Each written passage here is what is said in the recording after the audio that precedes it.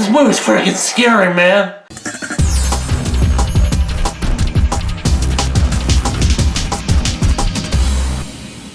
Sinister. It's a recent horror film that came out 3 years ago and stars Ethan Hawke and is directed by Scott Derrickson. Ethan Hawke plays Ellison Oswald, who is a true crime writer who goes to certain towns where terrible murders took place and writes about them and tries to find clues that maybe were overlooked by the police. He goes to this small town where this family was hung from a tree and their youngest daughter went missing a few months prior, and moves into the house where the murders happened. In the attic of this house, he finds these disturbing snuff films, one of which shows the family being hung in the backyard of the house he currently lives in.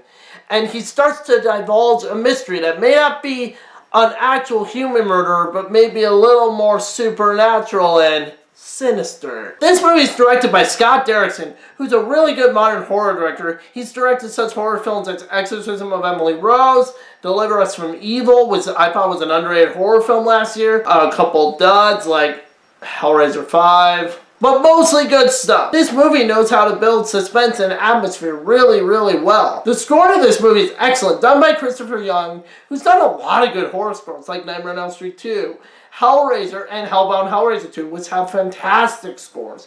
The Uninvited was a bad movie, but it has a good score. He knows how to make it creepy and set the mood well for the film. He does it really just excellently here. I love the soundtrack to this movie. It's so creepy, it's so melodically done that it just fits so well to this movie and gives you this creepy atmospheric vibe throughout the film. Just setting the mood. I love it. It works perfectly. It's what a good horror movie score should do. Set the mood for the picture, and it's done excellently here. Of course, the creepiest part in this movie are the snuff films. The snuff films are so freaking disturbing and well done. The movie starts off showing one of the snuff films of the family being hung from a tree, which is titled Family Hanging Out, which, oh my gosh, it's so creepy and disturbing. It's really well done. It just sets the mood right away that this is going to be a creepy, scary, messed up movie. This movie's not even that gory now that I think about it. It's not like it's Saw or House of Thousand Corpses where we see people torturously murdered and it's brutal and brutality. It's disturbing. No, you barely see anything. You see just enough to know exactly what's going on, but you don't see close-ups. It's all from far away. And that makes it even more terrifying because you're just imagining what these people would be going through. What is going on? Who the heck is filming this? Who is doing the murders? It is disturbing. You see all of them. There's one called Pool Party from the 60s, and it's a family being drugged into a pool and drowned, being attached to like lawn chairs and stuff. The scariest one for me is the one called Family Barbecue, where a family is tied up in their car to the seats and there's gasoline tanks in there, and then you see someone off screen throw something into the car and it lights the car on fire, burning them all alive. It is disturbing. Yeah, it's disturbing, and they show just enough, again, to really get you into it. And in that scene, the reason it's the most creepy is because the score there, again, is perfect. Adds perfectly to that scene. It's just, just so creepy. The fact that these videos are shot on a Super 8 camera adds to the realism and gritty rawness of it too, which makes it even more scary. That's what makes a great horror movie. Atmosphere, grittiness, just making it feel like this may have really happened.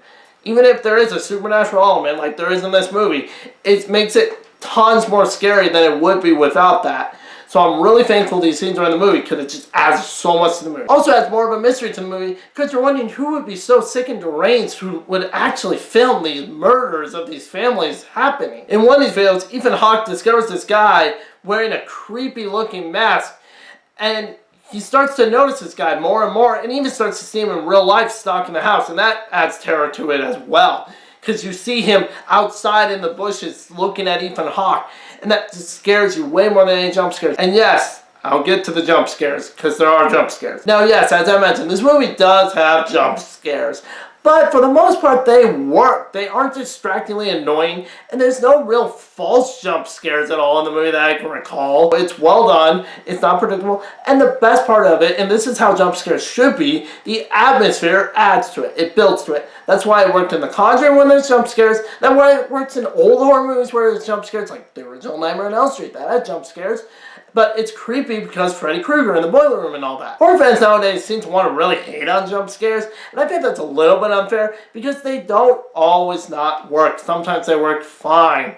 Now, when it's stupidly done, like the gallows or Ouija, and it's not earned, yeah, then that pisses me off. But if you build up to it and you earn those jump scares when you do them, great. However, I feel like there's a few too many jump scares in this movie. I do wish there was more creepy shots of Mr. Boogie outside or stalking Ethan Hawke, maybe from down a hall or something. There needs to be more of those kind of scares, and less of Mr. Boogie just jumping in front of the camera or something else or whatever happening. However, that's one of my only complaints about this movie.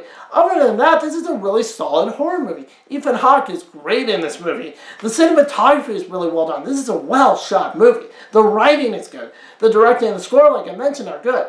This is just a really good, creepy horror movie. It gets under your skin. It just creeps you out. If you want to get a good scare, check this movie out. And I'm going to give this movie 4.5 out of 5 stars. Guys, check out Sinister. It's a well-made horror movie, and I'm excited for Sinister 2. Seeing that tonight. Going to get the review out as soon as possible. And if you like this review, please like, comment, subscribe. See ya.